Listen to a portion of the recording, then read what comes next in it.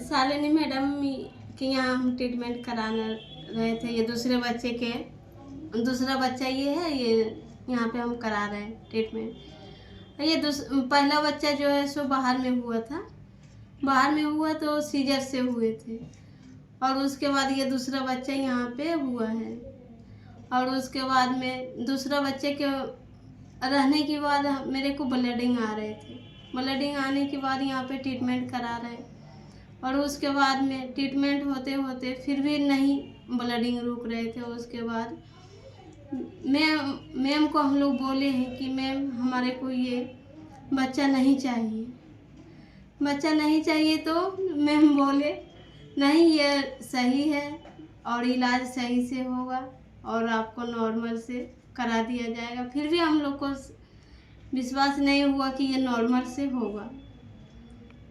उस समय वाशिंग के लिए तुम बोली थी ना? हाँ, कि मैडम हमको नहीं रखना है, वाश कर दीजिए, बहुत परेशान हो गए हैं। हाँ, है ना? तो तुमको क्या बोला गया था? धीरे धीरे ठीक हो जाएगा, है ना? फिर कंटिन्यू चला।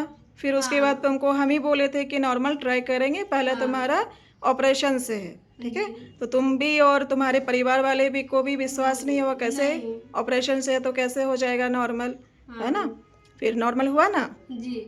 लड़का है ना? दोनों लड़का हो लड़का गया, है, दोनों लड़का। ठीक है। तो ऐसा नहीं है कि पहला बच्चा अगर ऑपरेशन से है तो वो नॉर्मल नहीं हो सकता, ऐसा नहीं है। या नॉर्मल से सारा बच्चा है तो उसका ऑपरेशन से नहीं कभी होगा, ऐसा भी नहीं होता है ना? जी। तो जैसा कंडीशन रहता है उस आधार पे होता है, ठीक है। अगर डॉक्टर बोल रहा है तो उसकी बात पे भरोसा करना चाहिए, ठीक है। तो अपने केस से क्या तुमको शिक्षा मिला? अपने केस से ये बहुत अच्छा शिक्षा मिला है। क्या मिला?